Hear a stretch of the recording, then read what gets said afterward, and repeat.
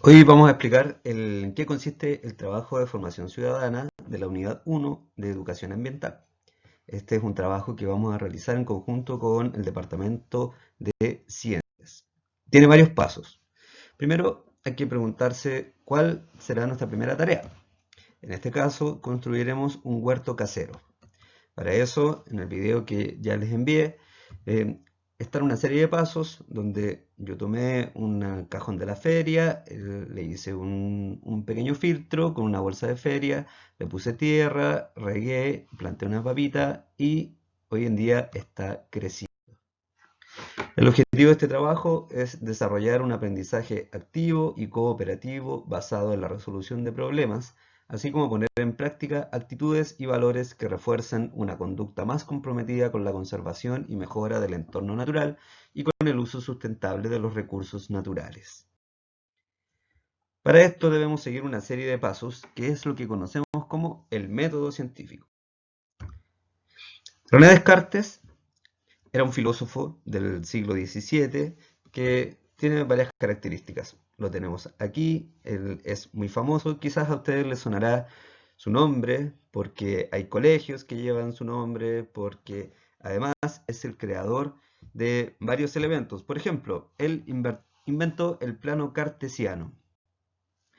Quizás en matemáticas alguna vez habrán trabajado con el plano cartesiano. Con él se pueden proyectar figuras, los podemos ubicar en el espacio.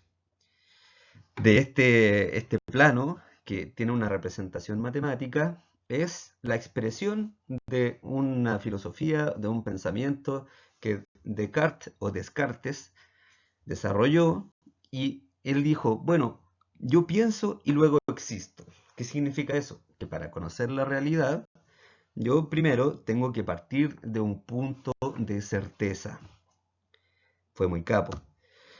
Él escribió un libro que se llama El discurso del método en 1637, que lo tenemos aquí, y en él está explicado el método científico que tiene los pasos que veremos a continuación.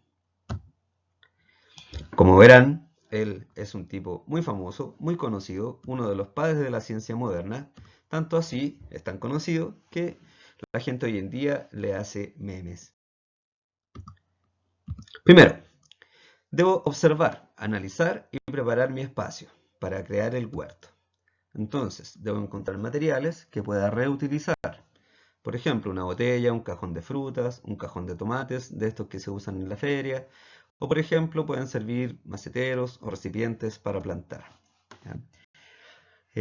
Puede ser un macetero antiguo, puede ser cajones como estos que tenemos acá, que se pueden reciclar, se pueden reutilizar y darles un nuevo uso.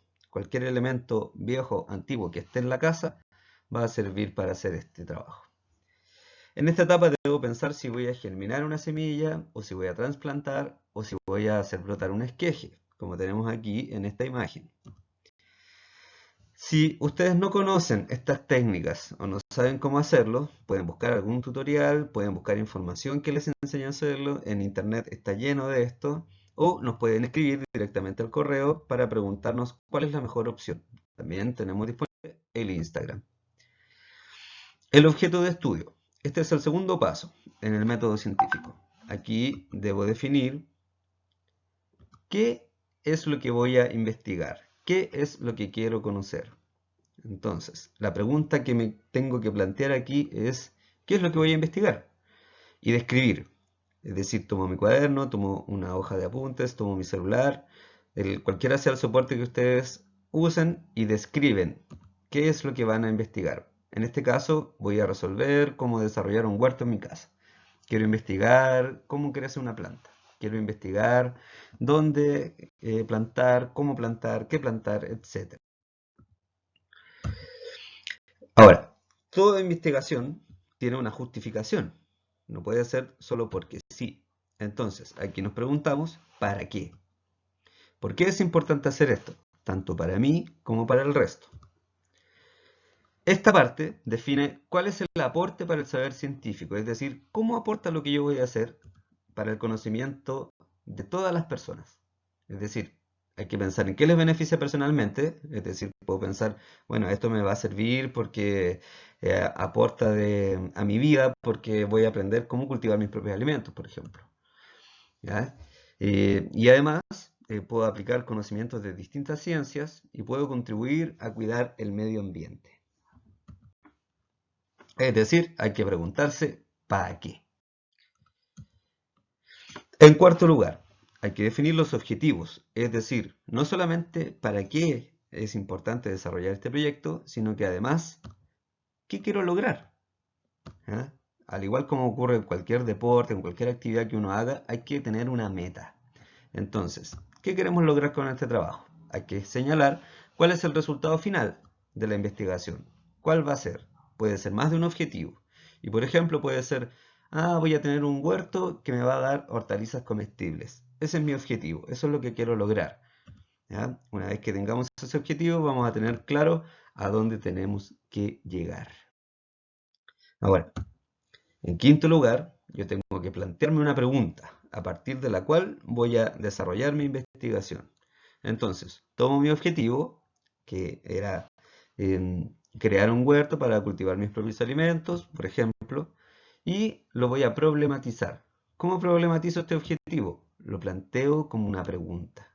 Entonces, el tema a estudiar es planteado como si fuera un problema a resolver. Igual como estos juegos que uno encuentra normalmente en Facebook o en el Instagram o en redes sociales en general. Tiene que ser lo suficientemente amplia para que abarque todos los objetivos que se plantearon. Entonces, por ejemplo, una pregunta de investigación sería, ¿cómo diseñar un huerto que me permita obtener una cosecha casera en un tiempo razonable? En sexto lugar, y quizás este es uno de los puntos más importantes, vamos a plantear la hipótesis como buen científico. Este es un paso fundamental del razonamiento científico. Es una afirmación, una declaración que se hace. Es decir, yo digo, esto es el resultado de mi investigación. Tengo que poder comprobarla. Es decir, las pruebas que yo voy a utilizar son resultado de mis experimentos. Además, esta hipótesis tiene que responder a la pregunta de investigación. Puede estar errada o puede estar acertada, no sabemos porque todavía no hacemos la investigación, pero tengo que plantearla de acuerdo a los resultados que yo espero obtener. Entonces, por ejemplo, una hipótesis puede ser, para tener un huerto exitoso, necesito un lugar con luz solar durante parte del día, que tenga tierra de hoja, tiene que haber nutrientes, tengo que regarla todos los días y tengo que plantar semillas que crezcan en esta época del año.